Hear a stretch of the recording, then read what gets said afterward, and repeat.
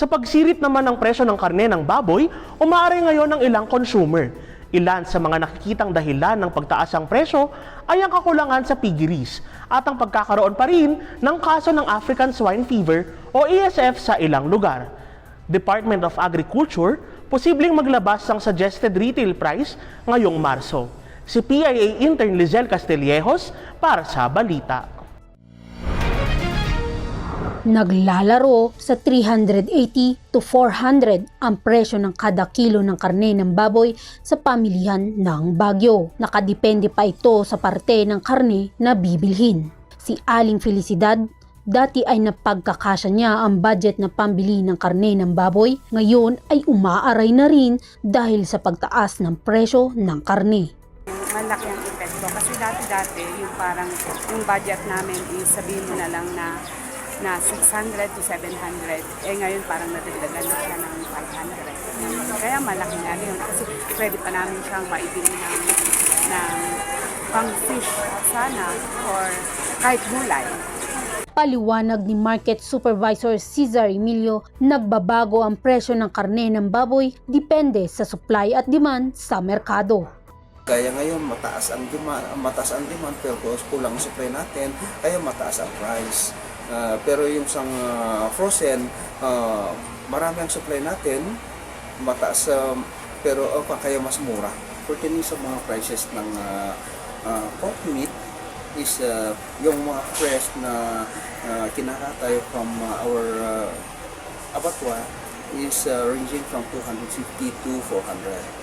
Pero dito sa frozen naman is from 200 to 300. Ang pinakamahal dyan is yung tenderloin, yung Bailey at saka which is 400 na sa fresh at saka sa 300 naman sa frozen.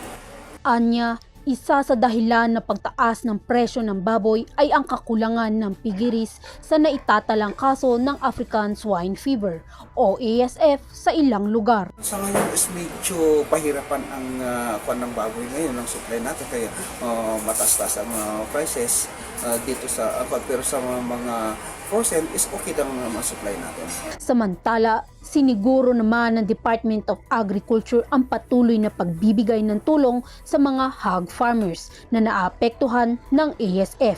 Kapag po winners, yung mga maliliit pa lang po ng mga baboy, pwede po sila makatanggap ng 4,000 per head na compensation. Kapag fattener or grower naman po, abot po ng 8,000 yung kanyang compensation per head. Same time, kapag naman po breeders, yung ating mga sows or boars, pwede po sila maka-receive ng 12,000 pesos maximum na compensation. Una na nga ang ipinag-utos ni Pangulong Ferdinand Marcos Jr. ang pagpapabilis sa livestock consolidation, pagpapaigting ng biosecurity measures bilang karagdagan sa pagbabakuna laban sa ASF virus. Ngayong Marso ay inaasahang magtatakda ang Department of Agriculture ng suggested retail price para sa karne ng baboy dahil sa patuloy na pagsirit ng presyo nito. Pinag-iisipan din ng departamento ang direktang pagbebenta ng murang karne ng baboy gaya ng Rice for All program ng pamahalaan. PIA BSU Intern Lizelle Castillejos para sa PIA News Cordillera.